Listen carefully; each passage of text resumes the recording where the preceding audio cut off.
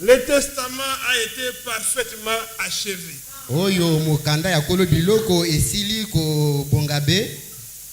Et on n'ajoute rien dans le testament.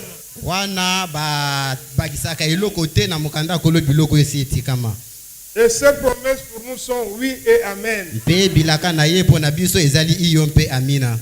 Que le Seigneur vous bénisse une fois de plus.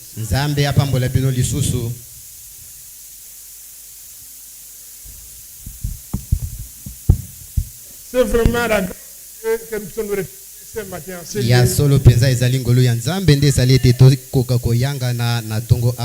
Pour les chrétiens, tout est grâce. Le don de la vie est une grâce. Mais la vie éternelle aussi, c'est une grâce. Que Dieu soit loué. Nous sommes en train de parler de la position des fils de Dieu dans les royaumes.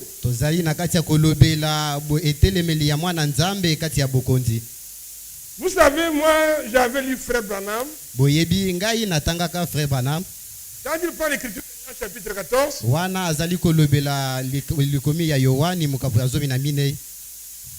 a père dans la maison. Il ne comprenait pas très bien. Un jour, nous sommes partis chez un Indien.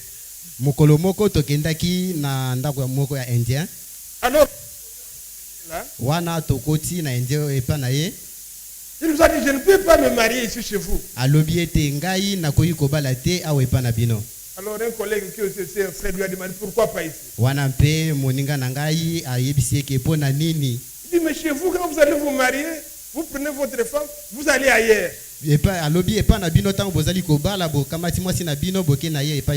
Bon, les parents gagnaient quoi? Moi, j'étais curieux. Alors, tu veux dire quoi? Il dit quand un homme se marie, il doit prendre sa femme, l'amener dans la maison paternelle, on lui crée une chambre là-bas. Il dit, mais quoi? Il dit, mais oui, les filles, quand on les marie, elles partent. Mais le garçon doit amener sa femme dans la maison paternelle. Selon les coutumes là-bas. Vous savez, la Bible c'est un livre oriental. Donc dans la maison de notre Père, dans son domaine, il y a plusieurs demeures. C'est là où j'ai compris cette écriture. Un jour, nous irons dans la demeure de notre Père. Que le Seigneur vous bénisse. Et nous sommes en train de parler de cette histoire d'adoption.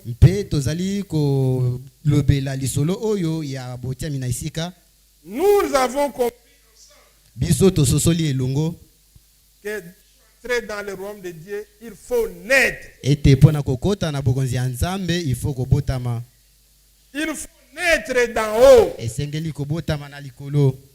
Ça peut être une nouvelle naissance. Et je vous avais dit une chose. Quand une femme peut concevoir, sans le savoir, elle se promène calmement. Mais après un certain moment, à cause de la vie qu'elle a reçue, elle commence à manifester certaines choses. Les mamans l'observent. On la voit aller cueillir des petites mangues et commence à manger. Qu'est-ce qui se passe? Après, elle va chercher un peu d'orange et commence à prendre. C'est qu'il y a quelque chose qui manifeste cette vie-là. Quand quelqu'un rencontre la parole de Dieu, qu'il le sache ou pas, et qu'il croit, Dieu met sa semence en lui. Et quelque temps après, il commence à manifester. Il perd les anciens goûts. Car celui qui aime le monde et les choses du monde, l'amour de Dieu ne demeure point à lui. Dieu crée automatiquement, sans son effort. La vie commence à manifester certains goûts. Il commence à chercher le manque spirituel. Est-ce que c'est avec moi? Mais il doit être encore, quand il expérimente cela, il expérimente la nouvelle naissance. Et ensuite, il doit avancer avec le Seigneur. Dieu commence à l'instruire. Et Dieu lui donne aussi l'esprit d'adoption. Dieu prend son cœur de pierre. Il les change, il les fait devenir cœur de chair. Un cœur qui peut recevoir la parole. Frère Branham a prêché sur Ézéchiel 36. Il a pris comme sujet l'imitation du christianisme. C'est-à-dire qu'il y a aussi des gens qui peuvent faire comme la nouvelle naissance. Une naissance artificielle. Mais elle prendra fin à un certain moment. Tout arbre qui n'a pas semé mon père sera déraciné. Que Dieu vous bénisse. Lisons la parole comme ça, on va avancer. Je vous invite, si vous pouvez accepter, à vous lever.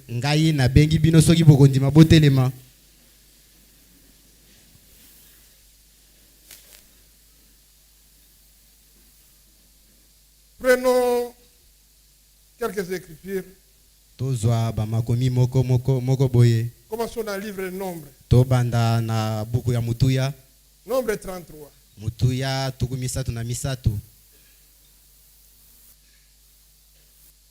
Commençons au 50e verset. L'Éternel parla à Moïse dans les plaines de Moab.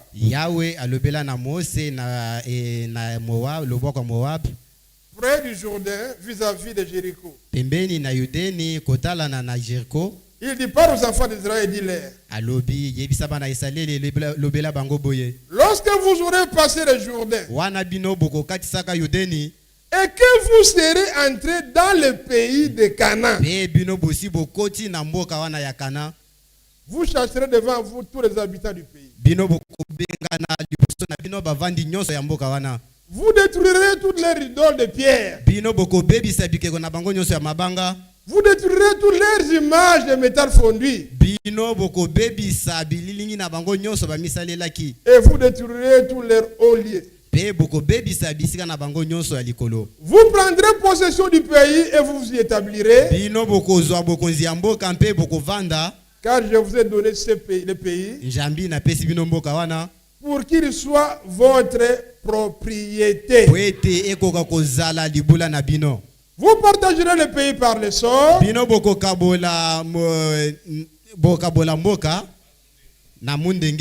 Selon vos familles. À ceux qui sont en plus grand nombre, vous donnerez une portion plus grande. Et à ceux qui sont en plus petit nombre, vous donnerez une portion plus petite. Chacun possédera ce qui lui sera échu par le sort.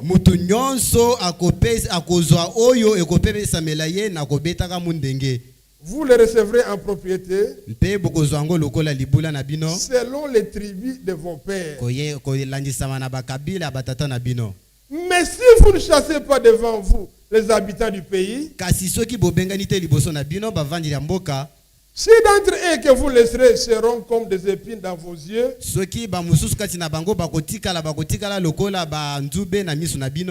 et des aiguillons dans vos côtés, Ils seront vos ennemis dans le pays bango bakozala banguna na bino na mboka wana où vous allez vous établir. Na mboka wana bino bokovanda. Et il arrivera que je vous traiterai comme j'avais résolu de les traiter. Mpe ekokomela bino po ete na nyokola bino ndenge na bongisaki po na nyokola bino. Nous demandons au bien-aimé Salomon Ngoro de prier pour l'église.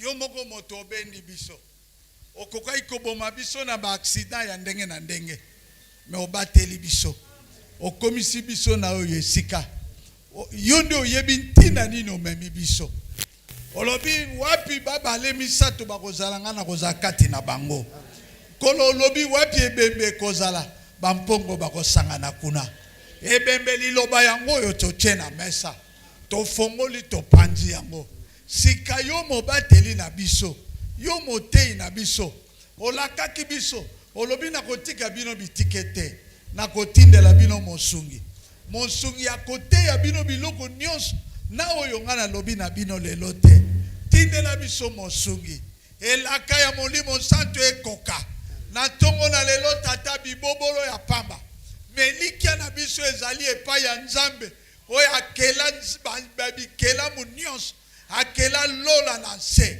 oyo akela moi tokoka kotala te oyo akela ebale ya fleuve ya baocean oyo biso toyebi mozindo te me biso na miso na yo toleki biloko nyonso na mbano tala biso be na bolingo wana nkolo pesa moko na moko oyo eza tina mpona bokokola na ye na molimo posa ya moko na moko yo oyebi pesa bilei oyo ebongi po ete kondima na biso ekola bayebaliaki na yo bameli na yo bapetelo basengaki okolisa kondima koleka boni biso tokomi na Laodikia bilimo nyonso elandi biso tata soki otei biso malamu te otalisi biso banzela na yo te tokobunga me yo eza moto te po obungisa soki obikisi libela oyo toza nango bosenga tia kati na biso bizaleli oyo ekobena biso mokolo na mokolo pene na yo mema biso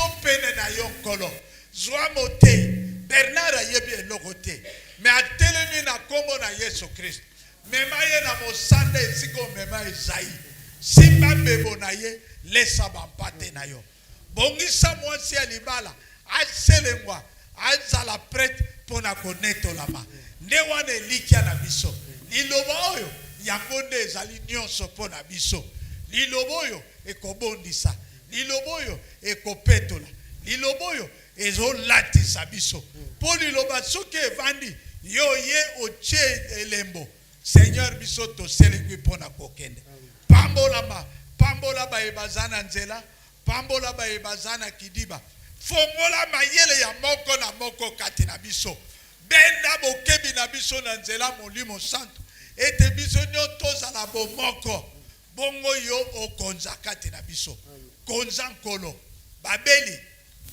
nyonso babika au nom de Jésus-Christ esengo lobiko ezonga tolia lokola bampongo tolia nyamo ya mobeso na koganga na esengo sala yango tata pona lokumu ya kombo na yo pambola église épouse na mokili mobimba lesa pe bango na kombo na Yesu Kristo amen. Amen.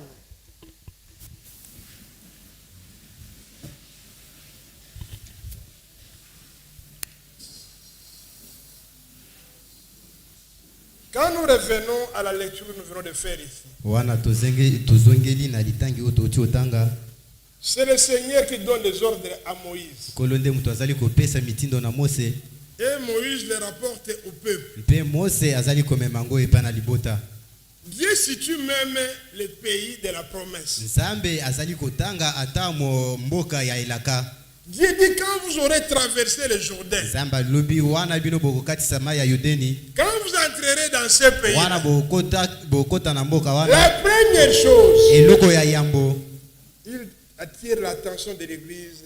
Nazali kobenda bokebi ya eklezia. C'est Dieu qui attire l'attention de l'église. Nzambe nde muto abanda kobenda bokebi ya Ne pas eklezia. se tourner vers les idoles. Po ete bino bokoka kotala te bikeko.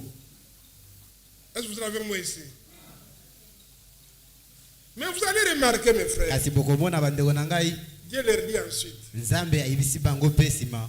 vous n'aurez pas d'alliance avec les peuples que vous allez chasser là-bas. Bino bokozala na boyokani te na mabota oyo bokobengana kuna. Tout ce que vous trouverez dans ce pays, Oyo nyonso bino bokokuta na mboka wana. chassez-les tous. Bango nyonso bobengana bango. Dévouez-les tous par Bango interdit. nyonso boboma bango nyonso. Est-ce que c'est là? Eklezia eza wana. Nous allons voir. Tokomona. Mais Dieu avec Israël travaille comme une nation. Kasi Nzambe na Israeli abandai kotala bango kosala na bango lokola libota. Avec nous les païens, il travaille avec les Na individus. biso bapakano azali kosalela moto na moto.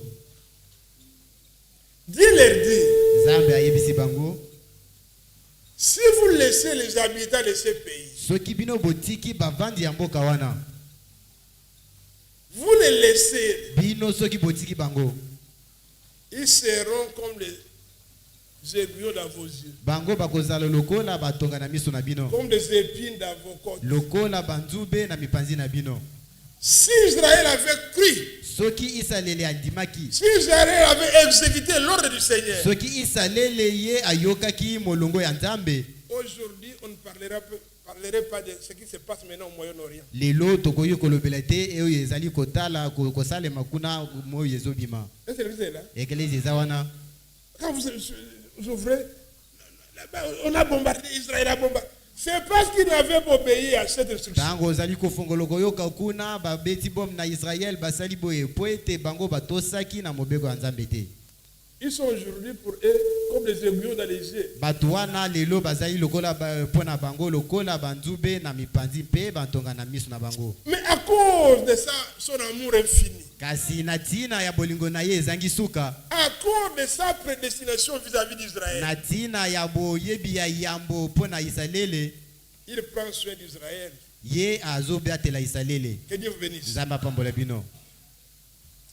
Nous avons vu une chose. Biso tomonaki eloko moko. Quand nous avons parlé la fois passée, avec nous, Dieu traite avec nous comme des individus. Tango totanga tolobelaki mbaleleki ete pona biso Nzambe azali kosalela moto na moto. Dieu ne traite avec nous comme il traite avec Israël. Nzambe azali kosalela biso te lokola azali kosalela Israele. Alors comme individu, Bongo lokola moto na moto. frère, cherchez-moi une crête. Bandeko bolukela ngai. Nous avions vu ceci. Biso tomonaki boye. Que l'homme Moto. est composé de 3 sphères. Ye ayemami na bita pe misato. Il y a des créés. L'homme est composé de 3 sphères. Moto ayemami salami na bita pe misato. Il y a l'enveloppe extérieure, Ezali ezipeli ya libanda. qui est le corps. Oyo ezali nzoto. Est-ce que Eklezia eza elongo nanga. vous aimez souvent quand vous dites frère Branham, mais Bino bolingi ka batangela bino ndeko Branham. je vais vous plaire si vous lire. Ngai na kosepelisa bino natangela bino yango. Oui. C'est dans la prédication la plus grande bataille jamais livrée. Je l'ai apporté bien, je l'ai oublié encore.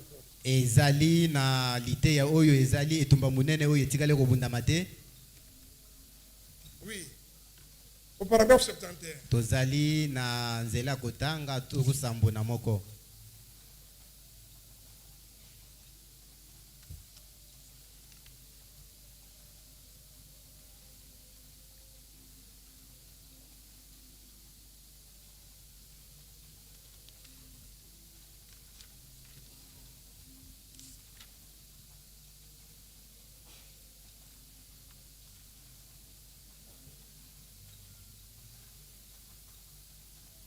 Vous écoutez ce qu'il dit ici. Boyoka oyo azali koloba. Or, toute semence a une enveloppe extérieure. Nzokande moto nyonso azali na ezipeli ya libanda. Il y a une partie charnue. ezali na ngambo ya bomoto. Et à l'intérieur de la partie charnue, il y a les germes de la vie. Mpe na kati ya eteni ya bomoto wana ezali baneza na poso oyezo batela ye kati nde motoloko ya bomoi. Eh bien, c'est comme ça que nous sommes faits. ezali bongo nde toyemami. Nous sommes corps, âme, esprit. Biso tozali nzoto molimo mpe molema. À l'extérieur, Mpe libanda le corps, nzoto qui est l'enveloppe. oyo ezali ezipeli. À l'intérieur de ça, Na kati ya wana la conscience, ezali et bomoto ainsi de suite. mpe bamakambo mosusu Et c'est l'âme. mpe molema. Attention, cette chose ici, Dieu va vous mettre ça en ordre. Bino bokeba eloko nyonso Certains awa ici nzambe akotia yango pensaient na qu'à molongo. l'intérieur du corps, il y a l'âme. Ndeko Branham banda kokanisa ete na kati ya nzoto ezali na molema Et à l'intérieur de l'âme, il y a l'esprit. mpe na kati ya molema nde molimo ezali. Mais Dieu est venu de corriger. Kasi nzambe ayaki kosembola ye. À l'intérieur du corps, il y a l'esprit. Na kati ya nzoto nde molimo ezali. Et à l'intérieur de l'esprit, il y a l'âme. Mpe na kati ya molimo nde molema ezali. C'est comme ça, vous, quand vous lisez, Ezali bongo bino soki Quand vous lisez le bozotanga prophète, soki bozotanga ne mosakoli lisez pas seulement ce qu'il dit. bino botanga kaka oyo azali koloba Regardez te. ce qu'il a dit Bino botala oyo alobaki. et regardez ce qu'il a encore dit. Bino pe botala lisusu oyo ayaki koloba Et ensuite, lisusu. on tire une ligne d'enseignement. Mpe kozwa lilakisi oyo ebongi. Car l'enseignement tranche. Mpo lilakisi ezali kokata. Est-ce que vous avez moi ici? Bozali longo nanga awa. Comprenez qu'à l'intérieur du corps, c'est l'esprit. Bino bososole ete na se ya na kati ya nzoto ezali molimo. Mpe na kati ya molimo ezali molema. Il dit ceci maintenant. Alobi boye. L'extérieur, le corps, l'enveloppe. Libanda ezali nzoto ezali ezipelo. L'intérieur, la conscience, ainsi de suite. Na kati ezali bomoto mpe bamakambo mosusu. Maintenant, si vous vous asseyez Sasa yipi soki bino bovandi en rentrant chez vous na kozonga epa na bino et que vous dessinez 3 petits ronds comme je vais faire. pe boyemi ba bilo misatu ndenge na yemi yango bongo. Est-ce que c'est là? Ekelezi eza wana. Vous dessinez 3 cercles. Bozali ko dessiner ba cercle misatu. Vous verrez que l'extérieur, le corps, a 500. Bino bokomona ete libanda bomoto ezali na bomoto na biyoke limitano. Il y a la vie, Eza na bomoi. Bokomona il y a lui, ezali koyoka, il y a le toucher, ezali kosimba, il y a l'odorat, ezali konukuta. je n'ai pas encore vu. 1, 2, 3, 4. Pardon? Solo. L'odorat est là. Goût. Les goûts.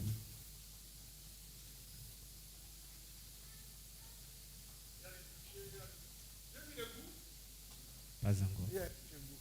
Ezali pe koyoka elengi ya biloko.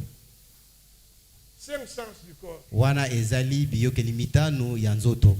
Notez une chose. Bino boko meloko moko. Dieu a formé l'homme. Nzambe ayemi mutu. Il est formé de quoi? Ye ayemi ye na nini? De la poussière de la terre. Ayemi ye na putulu ya mabele. Pourquoi? Pona nini? Pour que ce corps qui est formé de la poussière de la terre Po ete nzoto oyo eyemami na putulu ya mabele puisse aimer les choses de la terre. yango ekoka kolinga biloko ya mokili. Écoutez là. Ekelezi eza wana. Ce corps ici, Nzoto oyo qui que vous soyez, ata soki oza nani aime les choses de la terre. yango elingaka biloko ya mokili. Pourquoi? Pona Parce nini? qu'il était fabriqué à partir de la terre. Po ete yango eyemami uta mabele. Mais cela était dans le plan de Dieu. Kasi o wana ezalaki na mwango ya Nzambe. Dieu a un plan. Nzambe azali na mwango. Je vous dis une chose. Nazali koyebisa bino eloko Si moko. vous allez voir les architectes, Soki bino bozali kotala baye bazali kosala miango ya kotonga. je veux que vous puissiez me construire une maison. Nalingi otongelanga ndako. Vous donnez ce que vous voulez. Yo opesi oyo Il lingi. va commencer à tracer les lignes. Ye akobanda kotia ba milongo. S'il vous les donne vous-même, Soki apesi yo moko. et vous ne venez du domaine, Yo ozali ya vous comprendrez musala wana absolument te rien. okoisosola eloko moko te. est-ce que c'est là? Ekelezi eza wana. Dieu aussi, Nzambe pe avant la fondation du monde, yambo ayema a tracé mokili. un plan du salut. Ye asi asalaki mwango ya lubiko. Si vous n'êtes pas né de nouveau, bino soki bobotami ya sika on vous donne te ce plan-là, bakopesa yo mwango wana il vous embrouille. yango ekokotisa na mobulu. C'est là. Ekelezi eza wana Dieu a tracé un plan du salut. nzambe asi ya sali mwango ya Dans ce lobiko plan-là, na mwango il wana était prévu Yeah. que l'homme soit formé de la poussière de la terre. ye ayebaki ete moto akosalema na putulu ya mabele. C'est là. Ekelezi eza wana Pour que les attributs de Dieu puissent se manifester. po ete misala ya nzambe ekoka na kotalisama. Et ensuite, Mpe na nsima il y a encore ici à l'intérieur eza lisusu awa na kati molimo qui a aussi 500. yango mpe ezali na biyokeli mitano. Il y a la conscience, Ezali bomoto,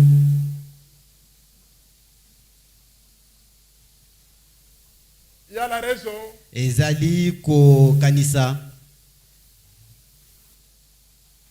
l'homme de Dieu. Mosali ya nzambe azali kolimbola awa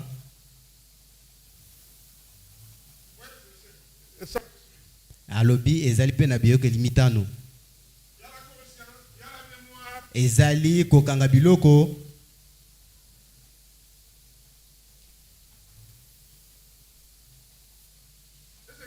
eklezi eza il wana, y a l'intelligence, ezali mayele, il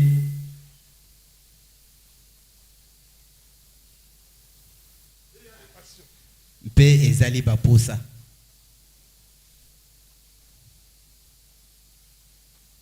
Le corps est dirigé par l'esprit. Nzoto yango ekambami na molimo. Vous êtes nés dans le royaume, Bino bobotami na bokonzi, mais vous êtes dans un corps. kasi bino bozali na kati ya nzoto.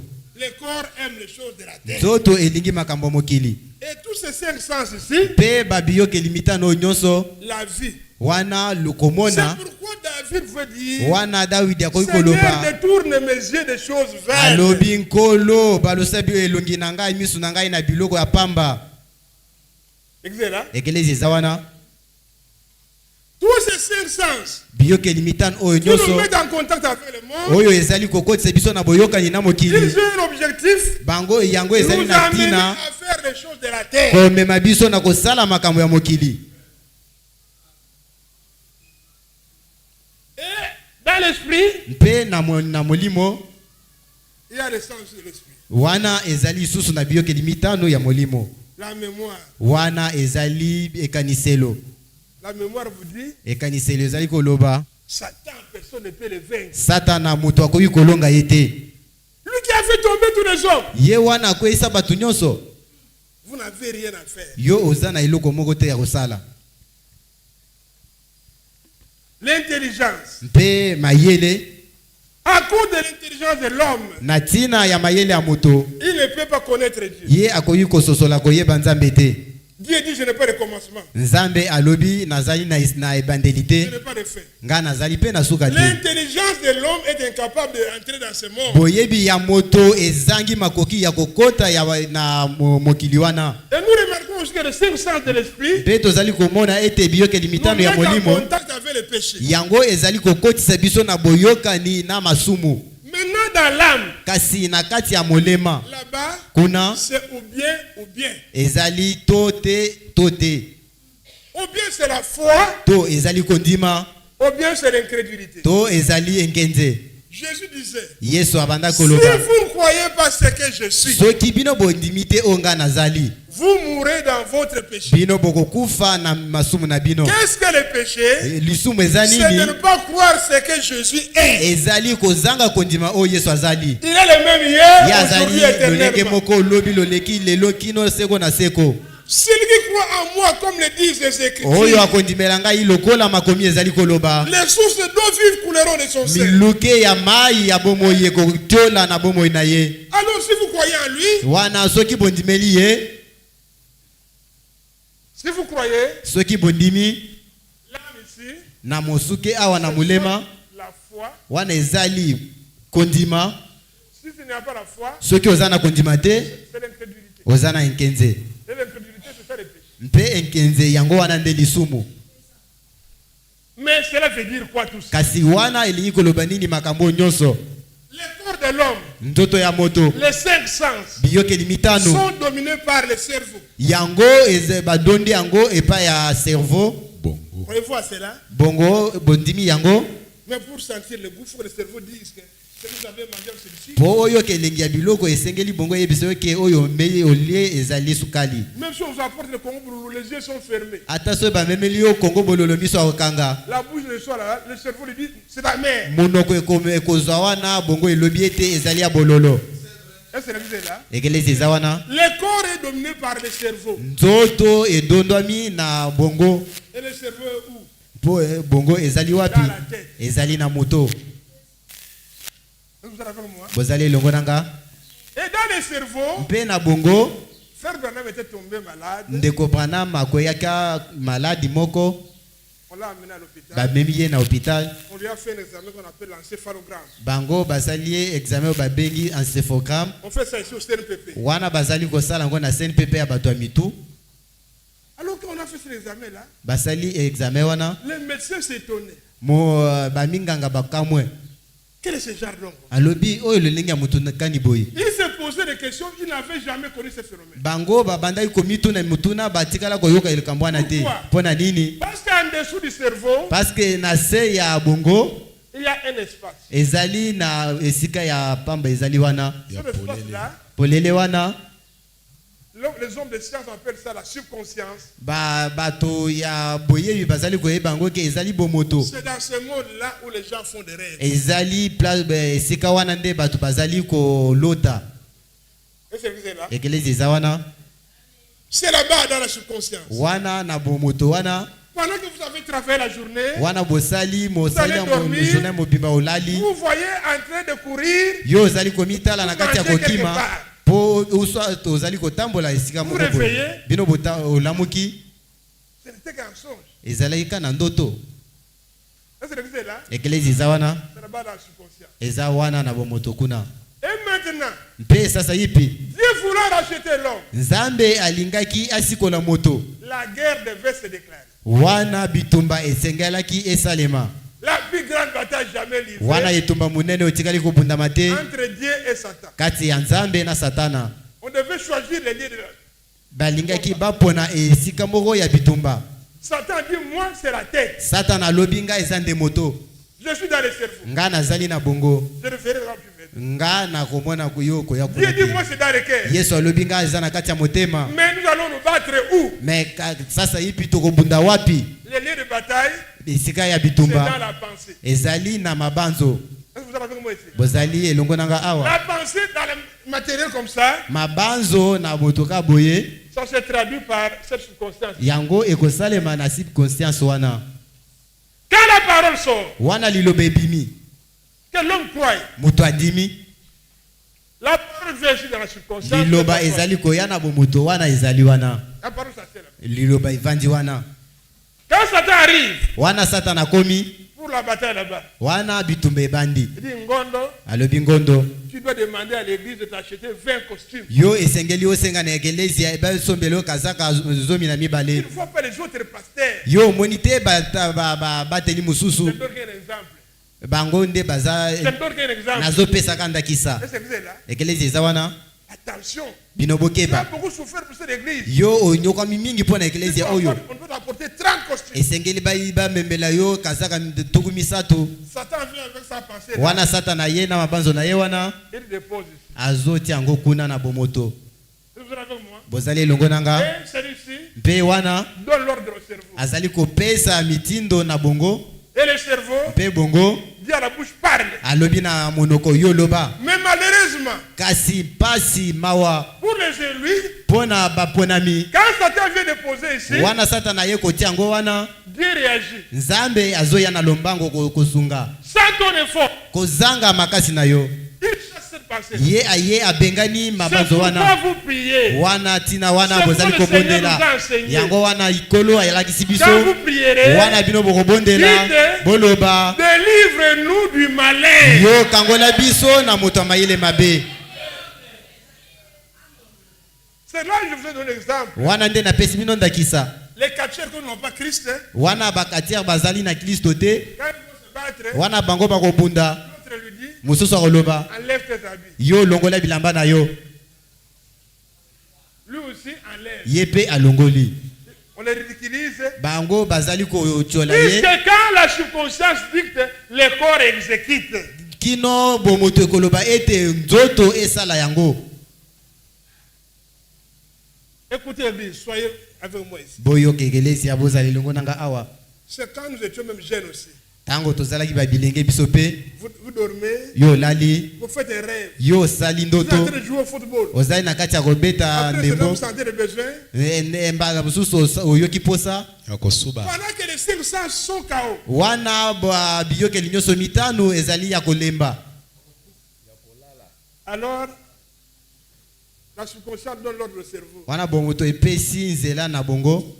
Il dit, allez, fais des urines. Alobi yo suba. Et le corps aussi exécute. Pe nzoto pe ezali kosalela yango. Vous vous réveillez. Yo lamuki Comment ça? ndenge nini boye. On te demande pourquoi tu as fait ça. Bautuna yo pona nini osali boye. Les gens de gros églises réveillent disent ça c'est un sorcier. Bato ya ekelezi ya bolamuki bakoloba ete wana ezali azandoki. Non, je faisais un son. Te nga na banda kosala ndoto. Vraiment, nous étions en train de marcher. Wana to banda kotambola. Et je me suis retiré pour me. Puis j'avais l'impression que j'ai Pe fait. nga na mibendi pona suba mbala moko na moni masuba Le ebimi. corps obéit aux ordres de la subconscience. Wana nzoto ezali kosoka mela na mitindo ya bomoto. Si ma parole demeure en vous Soki liloba na ngai evandi kati na bino. et que vous demeurez en moi, Bino pe bokovandi kati na nga. demandez ce que vous avez besoin. Bosenga o nyonso bino bozango posa. O wana ekopesa mela bino. Sa parole demeure en nous, Dieu Liloba na dit. biso ezali ya ye ezali kovanda kati na Il biso. vient mettre sa parole dans la Nzambe subconscience. azoya awa azotia liloba na ye na bomoto. Quand l'ennemi vient attaquer, Wana mungu na ye kobundisa wana ezali na sima tango.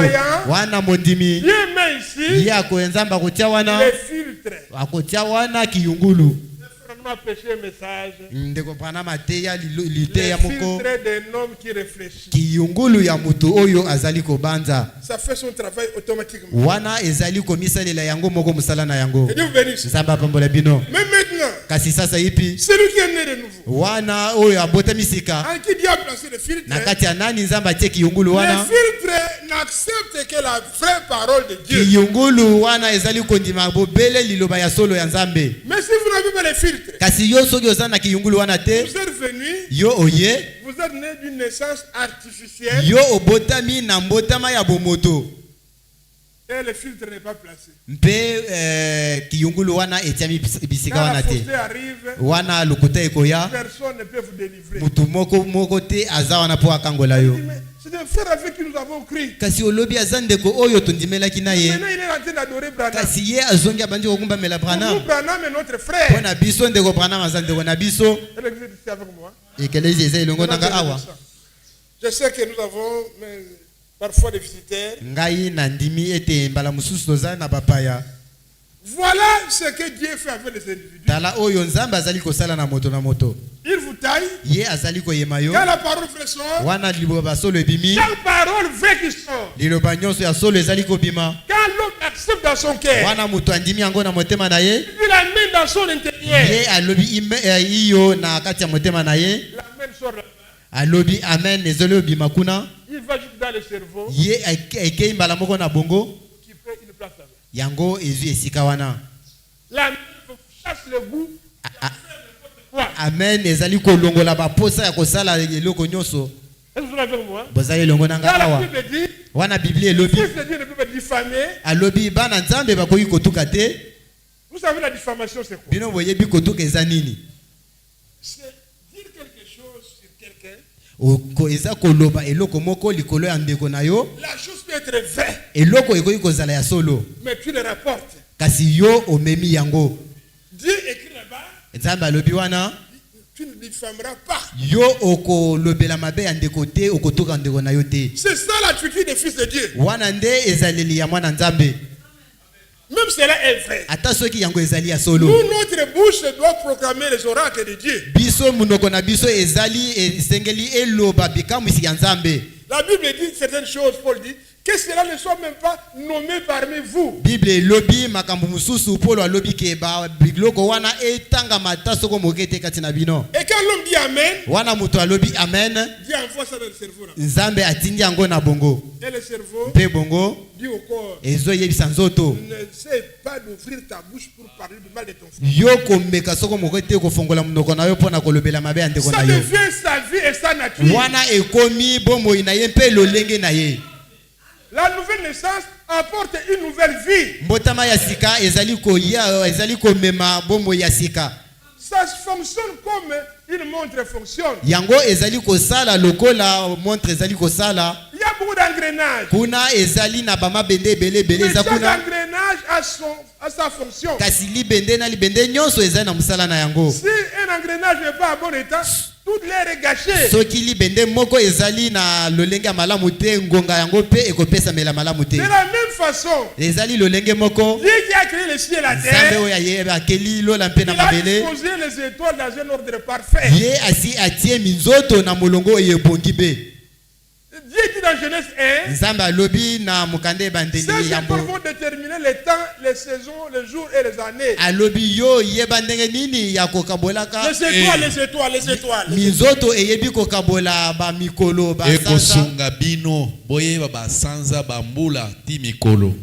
Quand une étoile change, bouge, Tango munzoto moko ezo ça entraîne ningani. des troubles jusque sur la terre. Yango ekopesa mpito pale kino na mabele. Quand une étoile bouge là-bas, Wana munzoto eningani kuna. il y a un tremblement de terre sur la terre. Ezali boningani ya mabele eza na mabele na ezo salema na mabele. Ça, c'est l'ordre de Dieu. Wana ezali mulongo ya Nzambe. Est-ce que vous êtes là? Ekelezi eza wana. Est-ce que vous êtes ici? Bozali awa. Dieu veut que chacun soit à sa place. Nzambe alingi ete mutu na mutu azala na esika na ye. Est-ce que vous êtes avec moi? Ekelezi eza elongo nanga. C'est ce que nous allons voir ce matin. Wana nde tokomona na tongo awa. Quand vous traverserez le Jourdain, Wana bino bokokatisa Yudeni. quand vous entrez dans le pays que je vous donne, Wana bokota na mboka na pesaki bino. chacun aura une propriété. Mutu na mutu akozala na libula na ye. Que personne ne laisse sa propriété pour aller dans une propriété. Mutu atika libula na ye te po akende na libula moninga. Est-ce que vous êtes ici? Ekelezi eza awa. Nous avançons, mes bien-aimés. Biso tozali kokoba balinga mina ngai. C'est pourquoi j'ai comparé ça aux étoiles. Wana nga pe na kokanisi yango na minzoto. Dans l'église de Dieu, Na ekelezi ya Nzambe. quand un frère, Wana ndeko mobali. quand une sœur Wana ndeko mwasi. abandonne sa place, Ye atiki esika na ye. il prend la place d'autrui, Ye azwi esika moninga. ça entraîne un tremblement de terre. Wana ekopesa boningani ya mabele. Est-ce que l'église comprend? Ekelezi ezo sosola. Parfois, je peux vraiment envier de devenir, être comme le frère Jean Gasson. Mbala mususu ngai na kolula na kolinga pona koma lokola ndeko Jean Je Kasongo. veux vraiment prêcher comme lui. Nalingi na te lokola ye. Mais si je l'ai fait, Kasi soki nasali c'est yango. moi-même Nga qui nanga moko. crée les troubles dans la maison de Dieu. Yango ekobenda mobulu na kati ya ndako ya Nzambe. Que Dieu vous bénisse. Nzambe apambola bino. Et Israël Pe isalele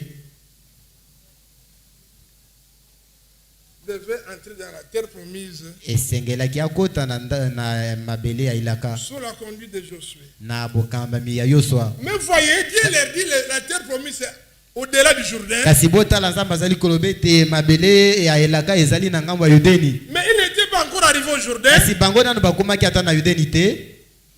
La tribu de Ruben, Wana libula kabila ya Ruben, la tribu de Gad kabila ya Gad, et la demi-tribu de Manassé, pe na ndambo ya kabila ya Manase.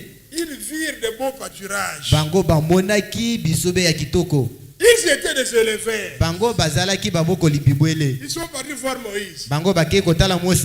Dit Moïse, Balobi Mose. malgré que Dieu t'a dit que le pays promis c'est là-bas en face, Ata konzamba yebisio ke mboka elaka ezali kuna na ngambo. à cause de nos troupeaux, Na tina ya bibwele na biso. donne-nous cette place. Yo pesa biso esika oyo. Moi je dis comment? Moïse alobi na ndenge nini? Vous allez rester ici et vos frères vont traverser ça. Bino bokotikala awa bandeko na bino bakokatisa bango moko. Non, non, non, non, non. Te. Vous voulez provoquer la colère de l'Éternel. Bino bolingi botombola kanda ya Nzambe. Ils sont rentrés auprès de Moïse. Bango bazongi susu na Mose. Nous allons seulement construire des villes. Balobi biso tokoyema kaka bingumba awa. Nos femmes et nos enfants vont rester. Tokotonga bingumba basi na biso na bana bakotikala. Mais nous irons avec nos frères d'abord combattre, avoir. Biso tokokende nanu na bandeko na biso kokebunda. Moi je dis tel est le cas. Moïse alobi biso ke ezabongo ezali lokote. C'est comme ça qu'on leur confia le terrain. Na lolenge wana nde bazwaki mabele yambo bakatisa Yudeni. Vous êtes avec moi ici. Bozali longo nanga Et awa. nous avons vu avec vous. Wana tomonaki Quand na nous sommes bino. arrivés aujourd'hui, Wana bango bakomaki na on Yudeni. devait les circoncis. Bango esengelamaki bakata mangenga. Pourquoi? Pona nini? Parce qu'ils sont nés dans le désert, n'étaient pas circoncis. Bango po bango babotamaki na esobe bango bakatamaki Et ngenga. nous avons vu avec vous, Pe tomonaki longo na bino nous, ki.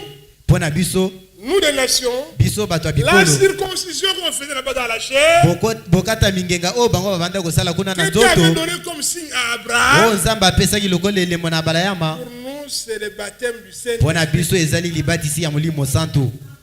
Est-ce que vous êtes là? Ekelezi eza wana. Et ils pouvaient maintenant entrer. Mpe bango bakoki kokota.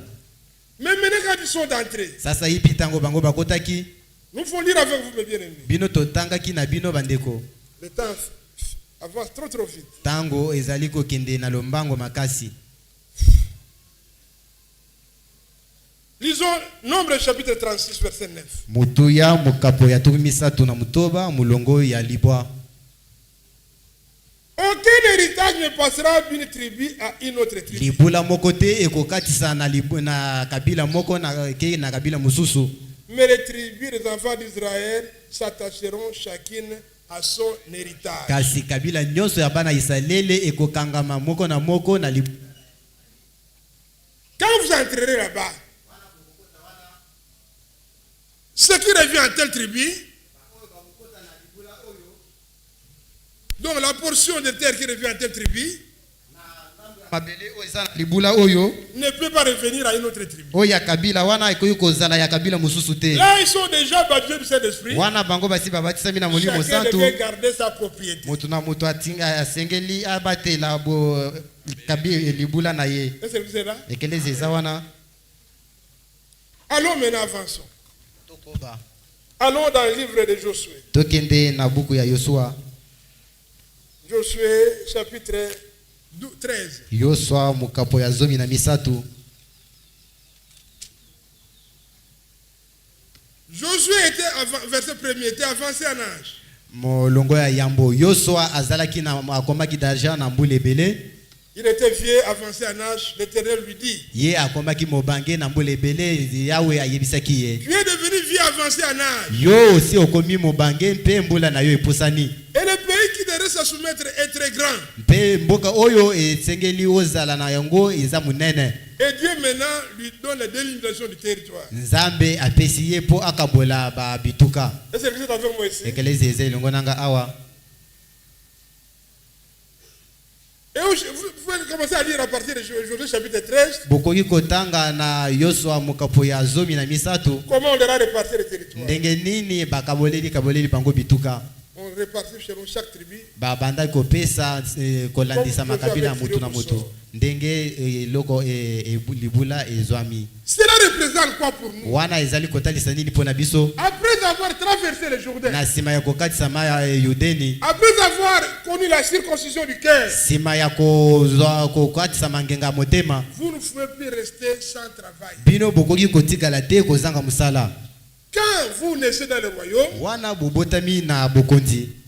vous entrez en communion avec vos frères et vos sœurs. Bino bokokota na boyokani na bandeko na bino mibali na bandeko na bino basi. Quand Dieu approuve votre foi, Wana Nzambe ayambi kondima na yo. il vous baptise du Saint-Esprit. Soki Nzambe asepeli na kondima na yo akobatisa yo na molimo santu. Et maintenant, Mpe sasa yipi vous ne pouvez pas recevoir le Saint-Esprit. yo okoki kozwa molimo santu Il te. peut vous baptiser du Saint-Esprit. Nzambe akoki kobatisa bino na molimo Et santu vous n'avez rien à faire. kasi kozanga eloko akosala. Le Saint-Esprit, Molimo mosantu c'est pour vous mettre en service. ezali po etia yo na musala. Ekelezi eza elongo nanga. Le Saint-Esprit, Molimo mosantu c'est pour mettre l'Église en service. eza po etia ekelezi ya na musala. Mais retenez une chose, Kasi bino bokanga eloko moko. que personne ne quitte sa propriété pour aller travailler dans la propriété. Moto atika libula na ye te po aketsala na libula ya moto mususu. C'est comme ça l'apôtre Paul. Eza na bongo ntoma Dans Paulo. l'Église d'Éphésiens, Wana banda kokomela bato ya Efeso. celui qui est descendu, Alobi oyo akiti. ou celui qui est monté, c'est le même qui est descendu. Alobi oyo abuti na lola yaza ye moko muto Mais akitaki. quand il est monté, Kasi wana ye abutaki na il lola. a donné des dons aux hommes. Ye apesi makambo na bato. Il a établi les uns comme. Ye atie ba mususu lokola. L'exé là. Ekelezi zawana. Il les a établis comme. Atie bango lokola. Apôtres. Bantoma. Les autres comme prophètes. Ba mususu lokola basakoli. Les autres comme docteurs. Ba mususu lokola balakisi.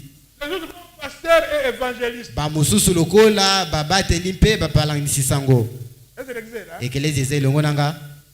Et pas seulement ça. Mpe kaka wana te. Il a regardé là-bas au ciel. Il a vu le sac de dons.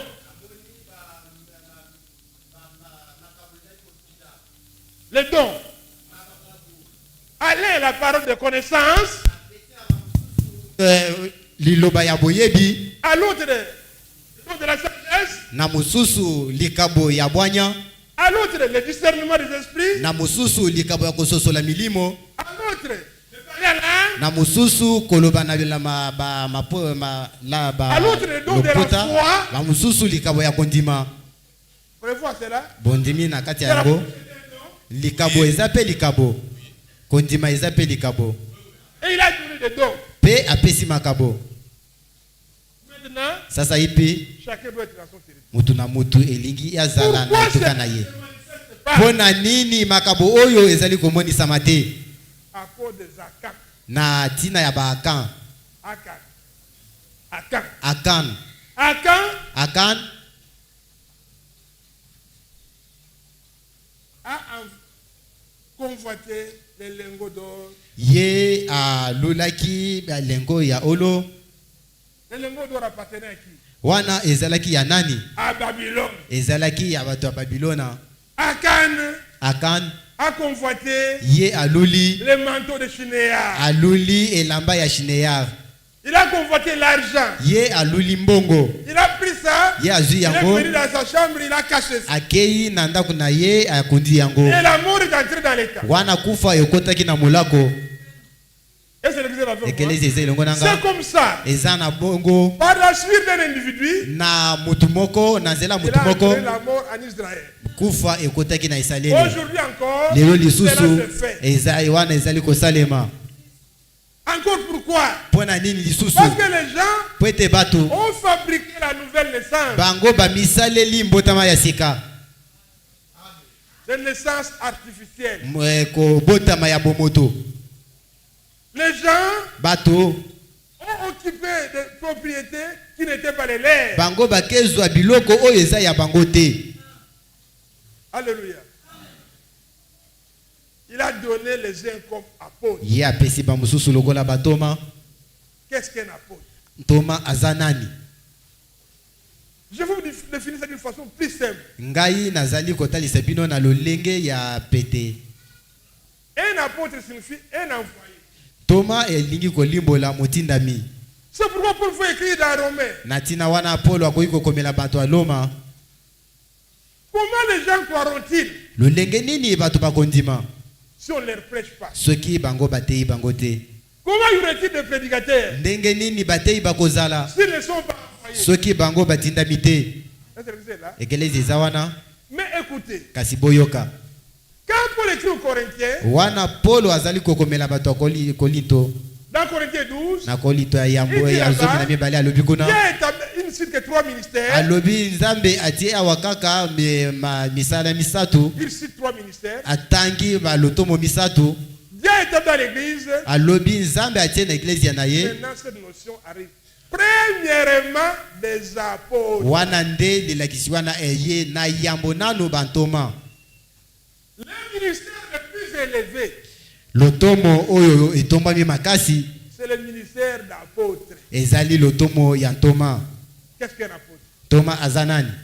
Ceux qui ont pensé que quand vous allez prêcher dans une ville, l'assemblée ne vous est apôtre. Bato ba sosoli ete tango kei oteyi na ngomba moko boye liyanga ne botami yo komi Toma. C'est le passage de faire. Eza wana te bandeko. Bino bobosa na eloko wana. Et c'est comme ça que les gens ont porté des fardeaux. Eza na lolenge wana bato bamemaki mikumba, memi mikumba. On leur a dit tu es apôtre. Bango bayebisi ye yo za Toma. Et là, ils ont commencé à se promener avec des ailes d'apôtre. Ye abandi ko tambola na mokumba wana nga nazali Toma. L'apôtre est le ministère qui comprend le mieux le ministère prophétique. Wana ntoma azali lotomo moko ezali kososola malamu lotomo ya mosakoli. Comme Pierre avait compris le ministère prophétique de Jésus. Ndenge moko Petelo asosolaki lotomo ya mosakoli ya Yesu Kristo. Il peut prendre ce qu'un prophète a enseigné. Toma akoyi kozwa oyo molaki oyo mosakoli alakisi. Il le prépare dans son ministère. Ye a bongisi yango na lotomo na ye. Il en fait ressortir la doctrine. Mpe abimisi le lakisi ya moboko. Amen. C'est comme ça nous discutons avec nos frères catholiques. Ezana lolenge wana tozali ko bendana na bandeko na biso catholique. Et disent que le prophète de l'âge a dit baptiser au nom du Père, du Fils et du Saint-Esprit. Bango balobi mosakoli ya ntango alobi bino bota batu na mai na kombo atata mwana molimo santo. Ici nous croyons que le prophète de tous les âges, le Seigneur Jésus-Christ. Awa biso toyebi todimi ete mosakoli ya bikeke nyonso azali kolo Yesu Kristo. Et les catholiques disent voilà, le prophète de tous les âges il a dit baptiser au nom du Père. Ba mama kato balobi tala yango wana mosakoli ya bikeke nyonso alobi ete boke batisa batu na kombo atata mwana molimo santo. Kasi bango basosolaki mwango te. Selon le plan, na kolandisama na mwango ce que le messager a dit, oyo mosakoli alobi wana elingaki elambama la doctrine par les apôtres. Pe ekoma lelakisi ya moboko na nzela ya bantoma. C'est comme ça l'apôtre Pierre a préparé. Eza bongo ntoma Paulo ntoma Petelo alambi alobi au nom du Seigneur Jésus-Christ. bino bokende kobatisa bango na kombo ya nkolo Yesu Kristo. Est-ce que tu comprends? Ekelezi esosoli. C'est pourquoi mon frère ma sœur. Natina wana ndeko nanga mwasi Parfois mobali. tu as été baptisé quelque part. Bala mususu obatisamaki esika moko. Au nom du Père. Na kombo tata. Du Fils. Mwana. Et du Saint-Esprit. Pe molimo santo. Tu étais innocent. Yo oza yebaki te. Mbala mususu lelo. Oye awa pona bokangola na yo. Po libatisi. Au nom du Seigneur Jésus-Christ. Libatisi ya solo ezali na kombo ya nkolo Yesu Kristo. Bozali longo nanga. Je vous dis maintenant, avant que je parle de ce ministère-là, na koyebisa bino yambo na lobela lotombo wana esengeli bosala bokeseni entre un prophète majeur kati na mosakoli ya monene ya ekeke et le prophète de Ephésiens 4:11. Mpe na basakoli oyo ya Ephésiens 4:11. Au temps de Jésus, na tango ya Yesu, Jésus était un prophète majeur. Yesu azalaki mosakoli ya monene. Au temps de Jean-Baptiste, na tango ya Yohani Mobatisi, Jean-Baptiste était un prophète majeur. Yohani azalaki mosakoli ya monene. Moïse était un prophète majeur. Mose azalaki mosakoli monene. Le ministère de notre temps, wana lotomo ya tango na Dieu a biso, donné le ministère de prophète majeur aussi à frère Branham. Nzambe apesi pe lotomo wana ya mosakoli ya monene na ndeko na biso Branham. C'est pourquoi pendant toute sa vie, Na tina wana na bomoi na ye il nyonso, n'a pas fondé des assemblées. ye aisali ba mayangani te. Il est resté dans le Branham tabernacle. Ye atikalaki na Branham tabernacle. Il a commencé un ministère Nzambe abandaki mosala de guérison. ya ko bikisa batu. Et là, tout le monde venait l'embrasser. Wana pe batu nyonso bayaki babanda ko yamba ye. Wana ndeko na Et biso. après, il y avait le discernement des esprits. Sima ezalaki bososoli ya Les gens milimo. l'embrassaient. Bato babanda ko yamba ye. Et la troisième étape, de Mpe l'ouverture de la parole. eteni misatu ezali ya bokangola mi ya liloba. Et quand ce temps arriva, Wana tango ekomi que la parole devait sortir, liloba esengelaki ebima. il voulait effectuer un voyage pour aller en Suisse. Ye alingaki asala mobembo mpona kokende na Suisse. Dieu lui dit, Nzambe ayebisi ye, annule ce voyage. yo mobembo wana kosala Et yango Dieu lui te. montrait dans une vision Nzambe pe atalisi ye na Un mono entrepôt, wana atalisi ye un depo hangar, monene atalisi pour ankar garder la moko nourriture. wapi esengelaki abomba bilei. Et à partir de ce moment, Mpe uta tango il wana n'avait plus péché ailleurs. ye ndeko Branham ateyaki Dans d'autres lisusu continents. libanda te na kontina mosusu. Quand il est parti en Afrique du Sud, Wana akendaki na Afrique on du a mis Sud, sur son passeport wana batie na passeport na ye, interdiction de prêcher. wana yo opesameli nzela te po oteya. Dieu a arrangé les choses comme cela Nzambe abongisi makambo pour qu'il bongo puisse se po concentrer ete ye akoka à ko donner la nourriture spirituelle au peuple. ye akoka kovandela na kopesaka bilei na Pour na emmagasiner libota la po akoka kobomba bilei. Vous êtes avec moi? Bozali elongo Et nanga pendant ce même temps, mpe na ntango moko wana Dieu suscita en Allemagne un frère. Nzambe atelemisaki na Allemagne ndeko Il lui parla. ye ayebisi Et ye, ton temps dans cette ville est bientôt terminé. yo ntango na yo ya mosala esili, Je t'enverrai de ville en ville. yo nakotinda yo na engumba Prêcher ma parole. ndati na koteya liloba na ngai. Est-ce que vous avez moi ici? Bozali elongo nanga awa. En ce moment-là, nos parents et tout ça, dans le paganisme. Na tango wana boti na biso batu nyonso wana bazalaki na mokili na bopakano. Est-ce que Dieu reprit son serviteur? Wana nzambe azwi musali na ye. Et un nouveau commencement, il y eut. Mpe ebandeli mususu ya sika ebandi. Le message que Dieu avait envoyé Sango oyo nzambe atindaki commença à se répandre. yango ebandaki ko tambola ko kende na ko panzana na Et nous mokili. sommes le fruit de ce message. Biso pe tozali ba mbuma ya sango wana. Maintenant, Sasa ipi Dieu devait appeler le ministère. nzambe esengelaki abenga lotba matomo. Mais il y a eu un mandat. Wana ezalaki na etinda moko. Est-ce que vous êtes avec moi? Bozali elongo nanga. Un mandat de distribution. Etinda moko ya bokaboli. Et les autres devaient collaborer dans cette œuvre. Batu mususu esengelaki basala elongo na musala wana. Est-ce que nous est présent ici? Ekelezi eza awa. Maintenant, je reviens sur cette histoire du ministère. Sasa yipi nazali kozongela na eloko oyo ya matomo. Quand Dieu commence à appeler l'épouse, Wana nzambe abandi kobenga mwasi ya c'est là libala. où les autres commencent réellement. Wana nde mobembo bobimi ebandi ya solo solo. Et Dieu commença à appeler. Pe nzambe abandi kobenga. Et Dieu commença à susciter des ministères Nzambe abandi kotelemisa pour ba s'occuper matomo. de son épouse. Poete bango bakoka kozwa soin ya mwasi libala na ye. Alors, il donna les uns comme Na ba mususu apesi bango lokola. le ministère d'apôtre. Wana lotomo ya Toma. Ces gens-là, Batu wana en réalité, pour que l'ordre règne dans la maison de Dieu, na solo poete molongo evanda na ndako ya Nzambe. quand un apôtre lit le prophète, Wana montoma azali kotanga musakoli. comme Pierre lisait Jésus, Lokola Petelo abandaki kotanga il Yesu. vous donne le sens. Ye abandaki kopesa bino lolenge. Quand l'évangéliste vient discuter, Wana yo mopalangisi sango koya kobanda kolobela wana. c'est le désordre dans la maison de Dieu. Wana ezali mobulu na ndako ya Nzambe. Car l'église est fondée Poete sur ekelezi l'enseignement des yemami apôtres et des na prophètes. malakisi ya bantoma mpe na basakoli. L'église n'est pas fondée sur l'enseignement des docteurs. Ekelezi yemami na malakisi ya molakisi te. L'église n'est pas fondée sur l'enseignement des pasteurs. Ekelezi yemami na malakisi ya mobateli Oui, mes te. frères. Eyo bande wana À ngai travers le voyage missionnaire, na nzela ya botamboli ya sango malamu nous avons beaucoup découvert. biso tomoni makambo ebele. Arrivé dans une assemblée, Okomi na eliyangani moko ils avaient des citations. bango bapesi yo basitation. Chaque église a sa doctrine. Ekelezia nyonso ezali na lilakisi nango na C'est-à-dire maboko. là où ils sont, Esika eloba o bango bazali bango bazali na mais nous malakisi na sommes bango. un corps. Kasi biso tozali nzoto Les assemblées, bamayangani ensemble mis ensemble, bango nyonso forment batiama na le corps. esika ezali kosala nzoto. Et Dieu établit dans le corps Mpe nzambe azali kotia na kati ya nzoto wana balakisi des sentinelles. atie banzelelenge. basinzeli. Les gens comme entre eux Bamususu kati na bango sont des apôtres. bazali bantoma.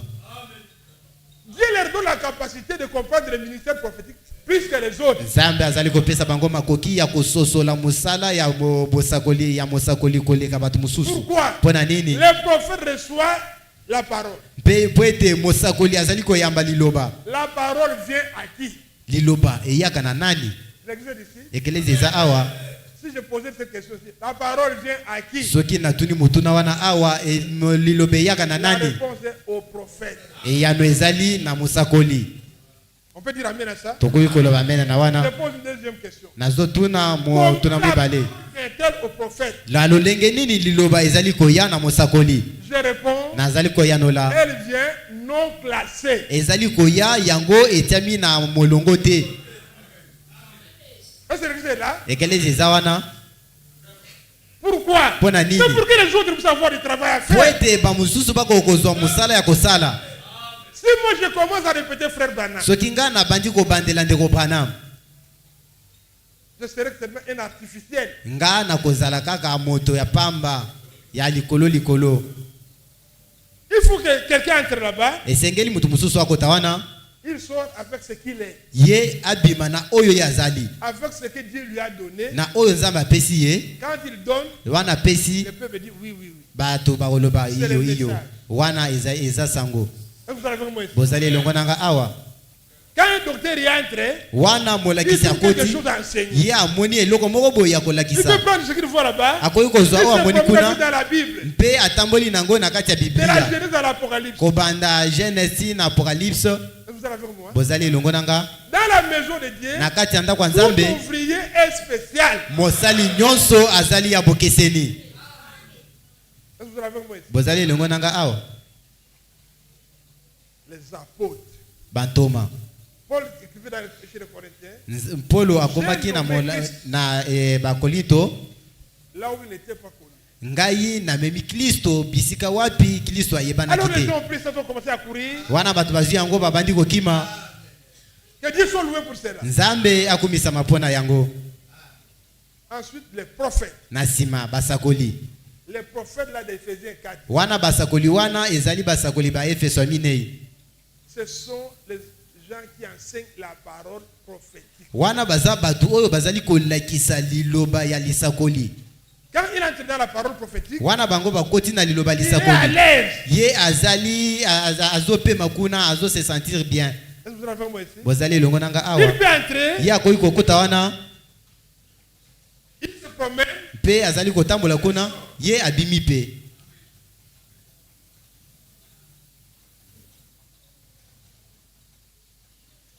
les prophètes du Nouveau Testament.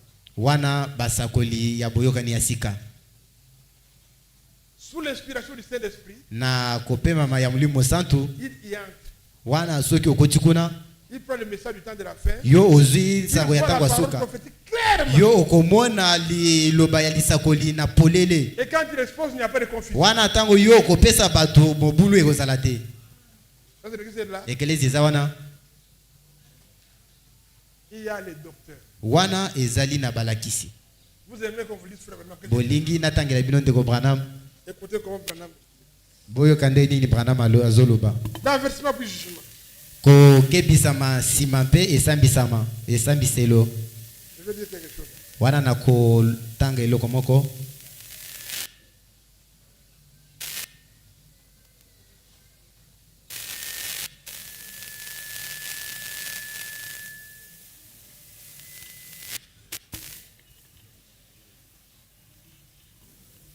Au paragraphe 106, na mulongo ya nkame moko na mtoba le docteur était un homme spécial. wana molakisi aza moto ya bokeseni Il s'assied sous l'onction de l'esprit ye azali kovanda na kopemama ya molimo et est capable de prendre le passage de la parole mpe azali na makoki ya kozwa likomi et de le mettre en rapport les uns aux autres par le Saint-Esprit. mpe kotia yango na koyokana bamoko na bamosusu na nzela ya molimo santu De telle sorte que ni le pasteur, na lolenge ete atosala yango kitoko koleka mobateli na lolenge te azala mobateli azala mobateli ni l'évangéliste, ata mopalangisi sango ni personne d'autre ne peut lui être comparé. ata motu mosusu akoki kokokana na ye te Vous êtes avec moi? bozali elongo nanga Dieu lui fait cette grâce. Aujourd'hui, nous avons le docteur de citation. lelo biso tozali na balakisi ya bamakomi ya ndeko branham Il a une bonne mémoire. ye azali na ekaniselo ya kitoko Il commence à dire, dans quelle brochure il a dit, ye alobi na brochure boye alobaki dans tel autre il a dit, na boye alobaki dans cette brochure il a dit. na brochure kuna alobaki Et là, regardez, quand vous venez mettre ça ensemble, wana ntango bozali kotia yango vous elongo allez voir un bœuf sur le manguier en train de brouter de l'air. yo komona ngombe azali kolia matiti likolo ya nzete. Est-ce que vous êtes avec moi? bozali elongo Quand nanga vous mettez ensemble, wana bokotia yango cette elongo citation-là, ça vous donne makomi l'image wana yango ezopesa lelingi d'un bœuf sur un manguier en train de manger. wana ngombe likolo ya manga azali kolia Non. te Un docteur wana molakisi prend les Écritures azozwa makomi et les met ensemble. mpe atia yango Et elongo cela donne l'image de Christ. mpe wana ezali kopesa elilingi ya kristo Et vous êtes avec moi? ozali elongo nanga Oui, nous avons connu ces choses. wana esengeli boyeba makambo oyo Vous devez connaître ces choses. esengeli boyeba yango Un frère était parti aux États-Unis. ndeko moko akendaki na États-Unis Après, il est parti à Mbujimayi. na nsima akendaki na Mbujimayi Le frère Fibidil l'avait recommandé ici. wana ndeko vibidili atindaki ye awa Vous avez un dos là-bas vous ne connaissez pas. Oui, bino bozai na makamususu boyebite. Arrivé, on lui a donné la chair. Koko makuna azui eteyelo. Il a donné comme titre de l'enseignement. Ye apesi lokola mukonza ya lilakisi. Les 7 visitations de Dieu chez Abraham. Alobi titina mitano ya boku. 7. Azali bokuta lisambo ya nzambe na abala yama. Et quand il a enseigné. Wana alakisi. Il a mené les gens. Azo mema batu. Il ne termine pas son idée, il vous laisse quelque part. Azo si sa mabanzo na yete atiki bino ele sika moko. Dieu est venu chez Abraham. Nzambe aye na abala yama. Et la 7e fois. C'était Dieu dans la chair humaine. Bala ya sambo azaki nzambe na kanzoto moto. Nzambe asalaki na ba bikeke mutoba na bikeke ya sambo azande na bino azotia batu na kati ya mobulu. Non. Un docteur ne peut pas apporter la confusion. Wana molakisi akoki kopesa mobulu te. C'est comme ça que toutes ces histoires sont sorties. Ezana lolege wana ba makambo nyonso esi ebimi bimi. Est-ce que c'est présent? Ekelezi ezana. Voyez ce que frère dit. Bino totala oyo ndeko Branham azoloba. Paragraphe 107. Na molongo ya kama moko na sambo. Nous trouvons que l'apôtre était un homme spécial. Pe biso tomoni ete mo lakisi Thomas aza mutu abokeseni. C'est quelqu'un qui met de l'ordre. Ye aza mutu azali kotia molongo. Il est un homme envoyé de Dieu pour mettre des choses en ordre. Ye aza mutu atindami na nzambe po akotia makambo na molongo. Certains pensent que l'ordre de Jésus allait mettre l'ordre dans l'église. Bato bazali koloba ete mususu akotia molongo na ecclesia. Il aligne les écritures pour en sortir la doctrine. Ye akotia makomi na molongo po abimisa molakisi ya moboko. Est-ce que vous en avez avec moi ici? Bozali longo nanga. Maintenant, il dit ici au paragraphe 54. Azali kolobawa na molongo kama moko na minei. Vous voyez dans l'église, il y a les... Non, je viendrai ça, avec ça après. Nako ya nango sima. Le prophète est un homme spécial. Wana mo Thomas azali mutu abokeseni. Retenez une chose. Bino boyo ka eloko moko. Frère Branham, la révélation venait à lui. Emoni sama ya lilobe banda ko epa na ye. Mais quand l'enseignement vient, l'enseignement commence à trancher. Wana soki lilakisi eye ebandi kokata. Azokata awa. Ye atiango mupanzi. Akati wana atiango mupanzi.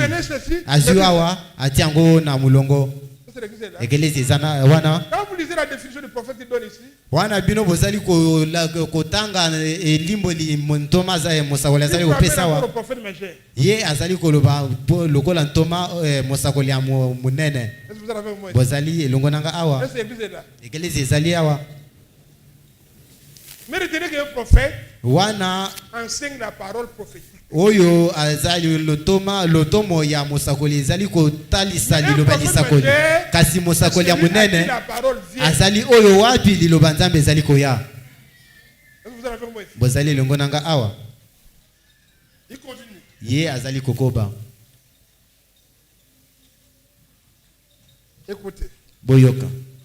Vous voyez dans l'église, il y a les pasteurs. Bino bozali komona na ekelezia baba teli bazali. C'est une personne spéciale. Ye azali mutu abokeseni. Il est formé de fonction à pouvoir supporter les histoires que font les gens. Ye ayemami na lolenge ya kokoka koyikela mpiko makambo yo batu bazali kosala. Il est un portefeuille. Ye azali momemi mukumba. Le bé d'attelage. Ye azali gombe ya musala. Il est l'homme qui peut s'asseoir quand quelqu'un a quelque chose contre quelqu'un d'autre. Ye aza mutu akoki kovanda soki mutu azali na likambo kotelemela moninga. Ici quand il descend, vous lisez. Wana soki bokiti bozali kotanga. Qui peut s'asseoir avec les deux familles sans prendre parti pour l'une ni pour l'autre. Ye aza mutu akoki kovanda na mabota mibale kozanga kozwa ngambo ya mutu to ya mususu. Les raisonner et les ramener dans la douceur. Ye azali kokanisa bango mpe kozongisa bango na bopolo. Voyez ça, c'est un pasteur. Bomoni wana ezali mosakoli mobateli. Wana azali koloba wana. Il en fait entrer des choses. Ye azali kosala makambo mibale. Il fait voir la chambre. Azali kotalisa oyo ezali mokumba ya esika. Eke bozali longo nanga. Ye mobateli ya nzoto. Il s'occupe de la nourriture. Ye azali kosalela liloba bilei. Pour faire asseoir les brebis. Pona kovandisa bampate. Voir ce qui ne va pas. Ça, ce sont les anciens. komona o ezali kokende kotambola bien te wana ezali bampaka na kati ya lingomba. Est-ce que vous êtes avec moi? Bozali longona nga. C'est notre wana biso ezali bilei na biso. Nous savons comment manger. Biso to yebi ndenge nya kolia. Vous mangez. De comprendre malobi tango bozali kolia. Et que vous sentiez comme l'exemple que Frère Jean m'a donné, il y a un caillou dans les riz. Mpe bozali kososola ete na loso ba pesinga libanga ezali. Ne jetez pas tous les plats. Yo kobwaka sani mobimba te. Jetez les cailloux. Yo bwaka libanga, yo koba na kolia. Est-ce que l'église est présente? Ekeleze eza awa. Quand Dieu appelle quelqu'un, Wana nzambe azali kobenga mutu. il l'équipe. Ye azali kolatise na bibundeli. Si Dieu t'a appelé pour enseigner, Ba ye abengi pona kolakisa. il te donnera la capacité d'enseigner. Yo akopesa yo makoki ya kolakisa. Maintenant, si Dieu t'a appelé pour évangéliser, Soki nzambe abengi yo pona kopalangisa si sango. Dieu l'évangélise, c'est une boule de feu. Alobi wana mopalangisa sango azali liboke ya moto. Est-ce que vous êtes avec moi? Bozali elongo Il na arrive quelque part, akomi place moko. et souvent le ministère d'évangéliste Wana ta mingi mingi. est accompagné du don de miracles ou du don de guérison. Lotomo ya popalangisa sango ekambami na likabo ya kobikisa bato mpe ya bikamu isi. C'est comme ça aussi vous verrez le ministère de docteur, souvent avec les dons de connaissances. Wana okomona ete na lotomo ya ntoma ezali kotambola na likabo molakisi ezali kotambola na likabo ya boyebi. Un évangéliste, Mopalangisi sango quand il arrive, wana azali kokoma il prêche, ye atei vous sentez que c'est fini pour vous. bino bososoli ete biso nyonso mpo na biso esili biso nyonso tobungi. L'âme qui pêche, c'est celle qui mourra. Wa alobi molema oyo ezali kosala lisumu yango nde kokufa. Qui d'entre vous n'a jamais péché? Ye alobi ke bino mpe nanu botikali kosumuka te. Et l'église dit, ah c'est fini, nous sommes perdus. Ekeleze elobi esoki mpo na biso biso tolimwe. Mais Dieu suscite un pasteur. Wana nzambe azali kotelemisa mobateli. Dit oui, Alobi iyo. c'est lui qui pardonne toutes nos iniquités. Alobi ye mutu azali kolimbisa masumu na biso nyonso nanko. Il peut dire encore, Ya ko koloba lisusu. là-bas au tribunal. Alobi kuna na esambiselo. Est-ce que vous avez fait moi ici? Bozali elongo Au nanga tribunal de Dieu. na esambiselo ya nzambe. Si c'est moi qui devais juger ce jury-là, Alobi soki ngai nde nakokaki kosambisa soki nga Bernard nakokaki kosambisa jili wana je dirais que ce jury n'est pas correct. nakoloba ete jili oyo abongi te. Pourquoi? Mpona nini? Là-bas, qui est le président du tribunal? Wana azali président ya tribunal aza nani? Vous connaissez celui qui va juger le jugement des morts? Bolobi oyo akosambisa bakufi. C'est le même qui est l'avocat. Ezali oyo moko wana azali molobeli. C'est où comme ça? Azali wapi wana? Esala makabongo wapi? Il est en même temps le juge. Ye azali mosambisi. Il est en même temps l'avocat. Ye pe azali molobeli. C'est pourquoi nous combattons dans la victoire. Wana natina wana biso azali kobunda na kati ya ilonga. C'est comme ça que nous allons au procès dans la victoire. Yango wana biso tokendaka na bisika kosamba tosi tolongi. Croyez-vous que celui qui est notre avocat? Boyebi ete Yesu Kristo azali molobeli na biso. Paul dit, je le conjure devant Dieu. Polo alobi ngai nazali kolapisa bino ndai liboso ya Et devant Nzambe. Jésus-Christ. Pe liboso ya Yesu Il Kristo. va juger les vivants et les morts. Oyo akosambisa bawei na bato abomoi. Le tribunal de Jésus. Wana mokonzi ya esambiselo eza Yesu. Maintenant, quand on dit que l'avocat passe pour défendre, Alobi si sasa yipi molobeli na yo aleka po alobela yo ye lisusu atelemi. alléluia. Alléluia. Oh, le temps avance. Wana ngonga ezali kokende. Dis accordez-moi 10 minutes. Badiaka bopesanga 10 minutes. Je dois sauter beaucoup d'écriture ici. Ngai na prime makomi ebele awa. Aïe, aïe, aïe. Allons dans Isaïe chapitre 52. Tokende na mukanda Yesai mukapo ya 5 na mibale.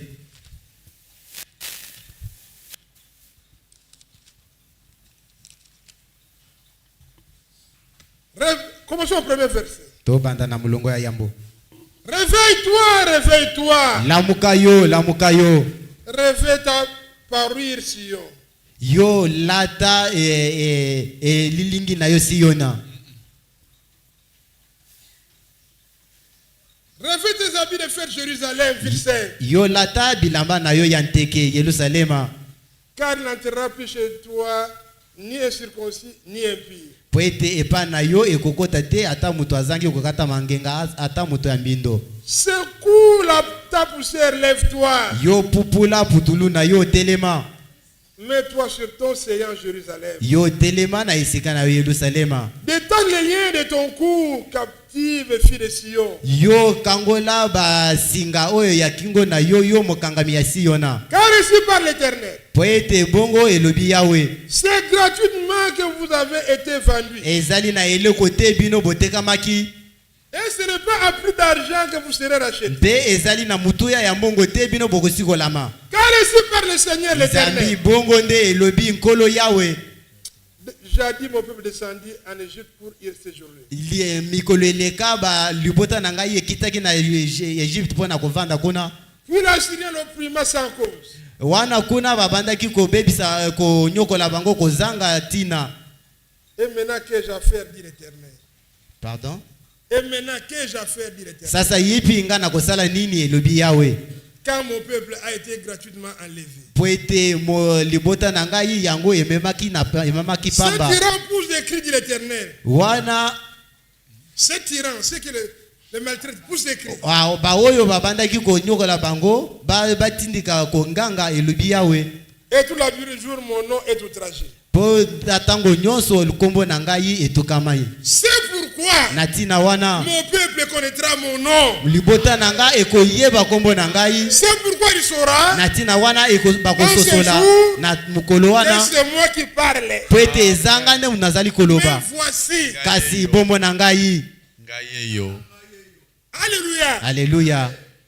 Réveille-toi, réveille-toi, fils. Yo lamuka mwana mwasi ya Siona. Dans la Bible. Na Biblia. Quand on parle de Jérusalem. Wana bazali kolobela Yerusalem. La nouvelle Jérusalem. Wana balobi Yerusalem asika. Identifié avec l'épouse. Wana ezali kotalisama kokokisama na mwasi libala. Jérusalem actuelle. Poete Yerusalem sasa ipi. Elle est sous les bombes. Wana ezali na babombe ezali kobeta makuna. Wana ezali na boumbu. Mais la Jérusalem céleste. Kasi Yerusalem alikolo. Wana ezali evangeli na biso. Identifie l'épouse à la Jérusalem. Nzambe azali kokokanisa mwasi libala na Yerusalem hiyo. Ce message révèle l'épouse. Sango oyo ezali kola musa mwasi libala. Réveille-toi, alobi lamuka mwasi ya Siona. Alléluia. Alléluia. Est-ce que Siona ezali na Kinshasa? L'olivier naturel a été coupé. Wana olivia yabo moto wana katani. L'olivier sauvage nous avons été placés. Biso tozalaki ba olivier ya zamba. La promesse faite à l'olivier naturel. Wana ba milaka nyonso esalamaki na olivier ya libanda wana ezape ya biso. Réveille-toi, réveille-toi. Yo lamuka. Alléluia. Alléluia. Chaque prédication est un cri de réveil. Telite ya nyonso ezali konganga ya bolamuki. Réveille ta robe. Yo lata monkoto na yo.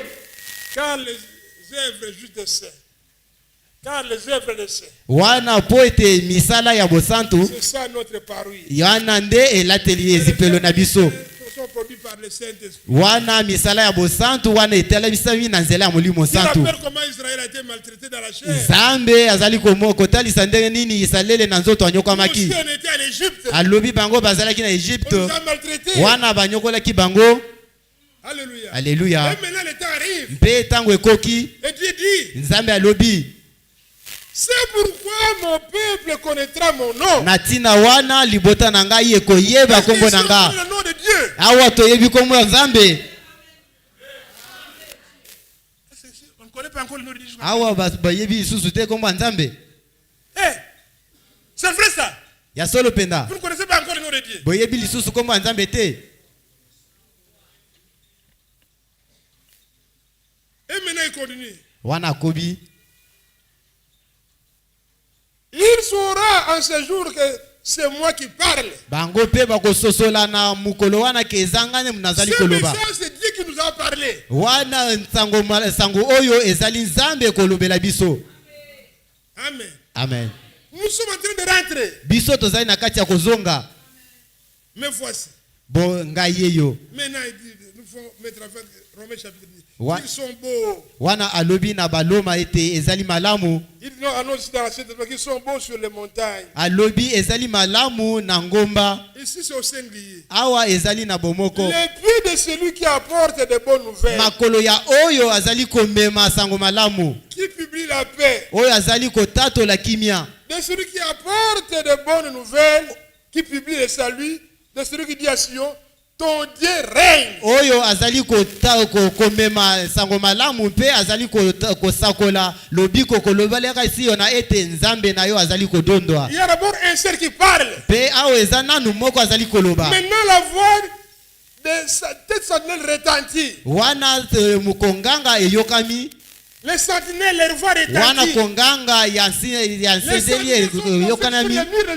Wana batie bango na etutu ya Yerusalema. Est-ce que vous avez avec moi? Vous allez longo nanga. Maintenant ces sentinelles là, wana basenzeli quel que wana soit leur nombre, ata lokola mutu na bango nyonso bango bazali kaka na ndima moko. Est-ce que vous êtes avec moi? Bozali elongo nanga.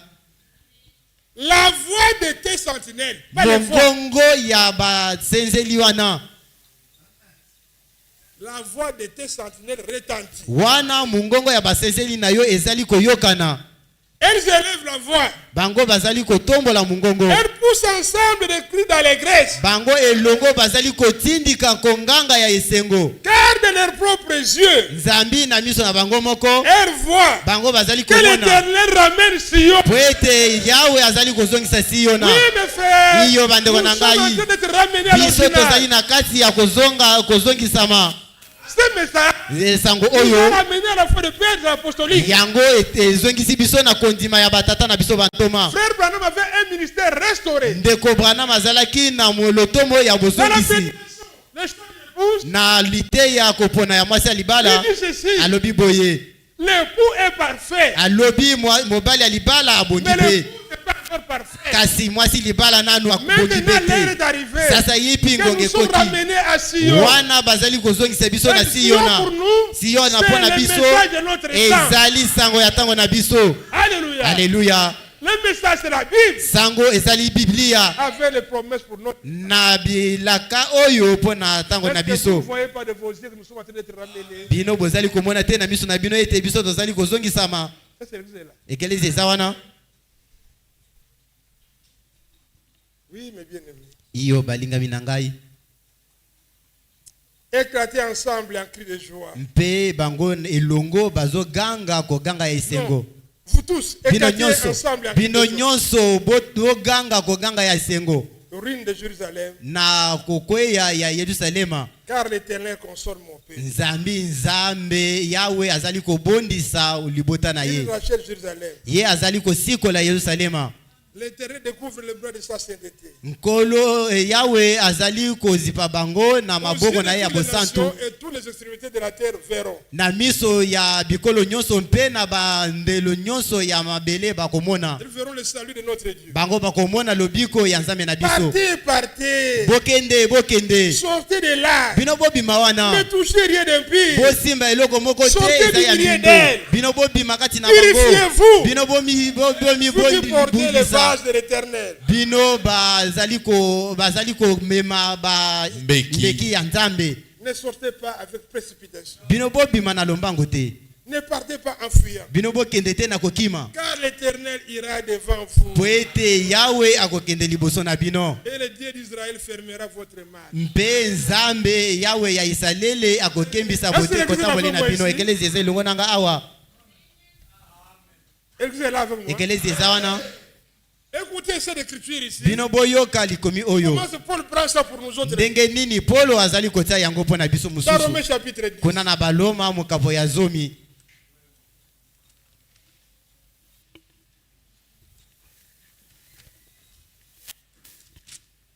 L'heure avance vraiment très vite. Wana ngonga ezali kokende. Comment maintenant Paul dit ceci? Wana Polo alobi boye. Verset 14e. Wana na mulongo ya zomi na mine. Comment donc invoqueront-ils celui en qui ils n'ont pas cru? Na lolenge nini bango bakobelela oyo na kati wapi bango bandimeli te. Et comment croiront-ils en celui dont ils n'ont pas entendu parler? Lolenge nini lisusu bango bakoki kondima na oyo nani baso bayoka kolobela ye te. Et comment entendront-ils parler s'il n'y a personne qui prêche? Na lolenge nini bango bakoyoka koloba soki muto azote yazate. Et comment y aura-t-il des prédicateurs s'ils ne sont pas envoyés? Na lolenge nini lisusu batei bakozala soki bango batindami te. Selon qu'il est écrit, Na lolenge oyo ekomami. ils sont bons les pieds de ceux qui annoncent la paix. Ezali malamu matambe ya baye bazali kosakola kimia. Là-bas, dit de celui qui annonce, de ceux qui annoncent des bonnes nouvelles. Kuna alobaki ya oyo azali kosakola awa alobi ba oyo bazali kosakola sango malamu. Et puis il continue. Pe akobi alobi. Oh. Ainsi la foi, verset 17, la foi vient de ce qu'on entend. Na bongo mulongo ya zomi na sambo alobi kondima yaka na oyo bazo yoka. Ce qu'on entend vient de la parole de Christ. Pe oyo bazali koyoka ezali koya na liloba ya Kristo. Quand Dieu appelle, wana nzambe abengi. Vous naissez dans son royaume. Bino bobotami na ye bokonzi na ye.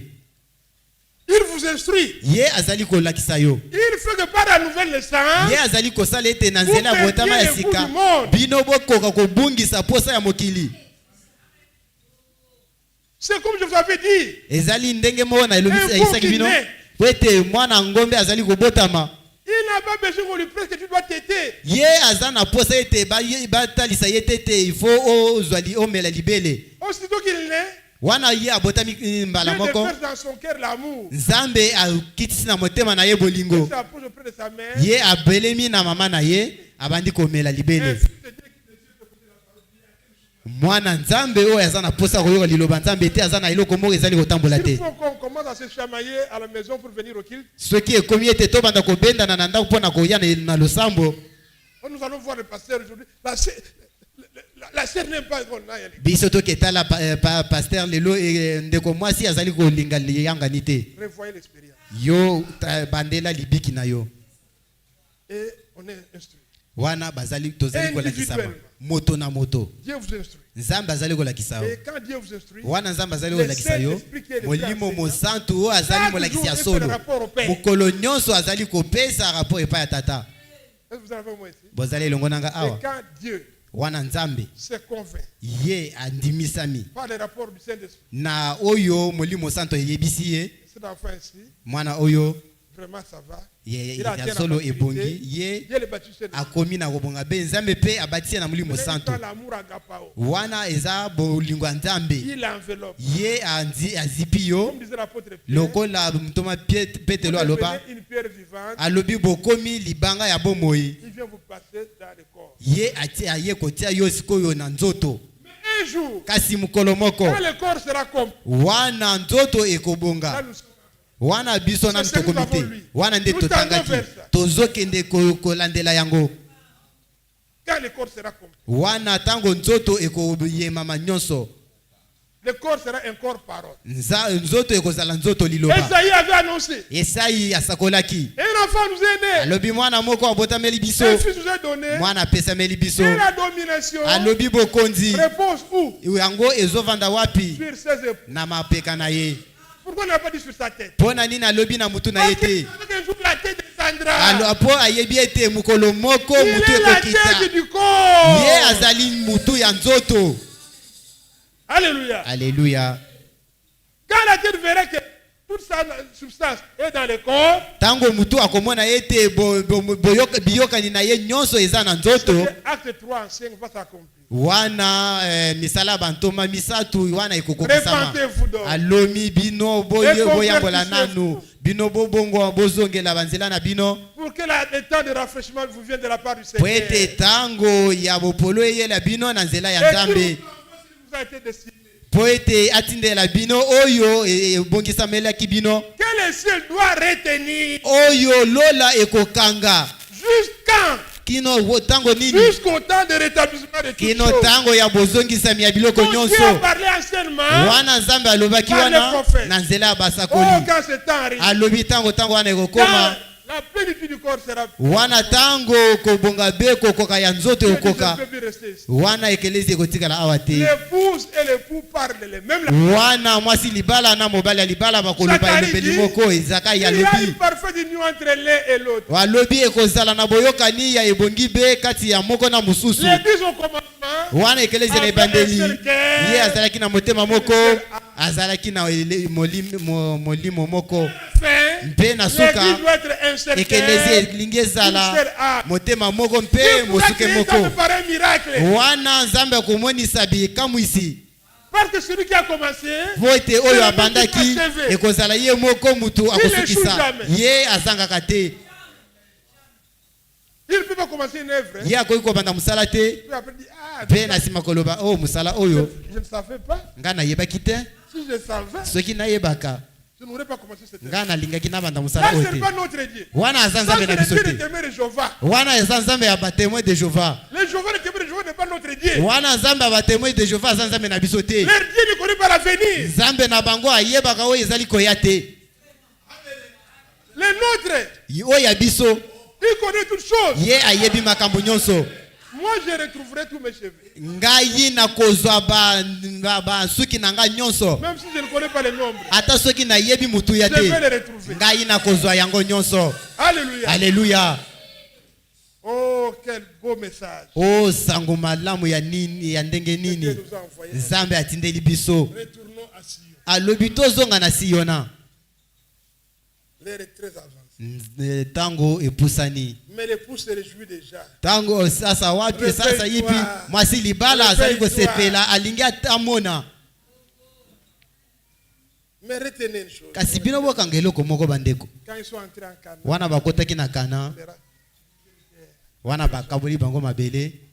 et personne ne pouvait Wana mutu akoki quitter ici. kolunga awa po akende na kosala bilanga libanda te. Ne faut pas quitter son ministère pour aller cultiver dans un autre pays. Lotomo ya solo ekoki kolunga lotomo na ye te po ake kosala bilanga na lotomo ya mutu Mais mosusu. quand cela se faisait, Sana wana banda kosalema babanda kobunda. et quand ils se battaient, Wana babanda kobunda après, ils se sima. mettaient ensemble. Wana babanda kovanda Ils sont elongo. de la même maison. Balobi biso toza bana ndako moko. Mais quand l'ennemi venait de l'extérieur, Wana tango mungu na banda koya libanda bango babanda kozonga esika moko. oui, Iyo. nous voulons des ministères authentiques. Biso tolingi ba lotomo oyo ya solo. Nous voulons des dons authentiques. Tolingi ba makabo ya solo. La restauration est une réalité. Bozongisami ezali solo. Dieu va restaurer d'abord le ministère. Nzambe akozongisa yambo Ensuite, il matomo. va restaurer son église. Na sima akozongisa ekelezia na Et ye. après, Mpe sima la nature entière, bikelamu mobimba elle verra. bango bakomona. Adam, tu étais où? Bakomona Adamu ozalaki wapi? Vraiment, Ya penda. tous ces gens qui sont passés, tu étais où? Bato nyonso baleki leki yo ozalaki wapi? Dans Romains 10, nous étions. Wana na Romain zomi place Dieu fera une tozalaki. affaire abrégée sur la terre. Alobi Nzambe akosala musala oyo ya mokuse na mokili. Et quelque part, il dit, Na l'Éternel place mosusu alobi. te lèvera comme à Gabaon. Alobi Nzambe akomitalisa lokola na Gabaona. Il se lèvera comme à Baal-Pératsim. Ye akotalema lokola na Toutes ces Baptirasim. promesses sont devant nous. Bilaka oyo nyonso ezali liboso na biso. Bientôt, elles deviendront une réalité. Kasi sasa yipi kala te ekokoma solo. Mon frère, ma soeur. Ndeko na nga mwasi mobali. Parfois, tu fais. Mbala mosusu oyaka awa. Les promesses de Dieu sont oui et amen. Bilaka ya Nzambe ezali iyo mpe amina. Et tu es prêt. Mpe yo obongi. Les promesses que Dieu a données. Yo Je vais vous oselembi. préparer une place. Bilaka oyo Nzambe apesaki. Nake kobongisela bino esika. Na kozonga kozwa bino po ete tango na place na kozala bino bozala wana. Et tu es prêt pour cela. Yo oselengi mpo na yango. Aujourd'hui, Lelo. Nzambe azali kobenga lisusu. il t'appelle. Ye azali kobenga yo. Il y a encore de la place. Eza susu na esika.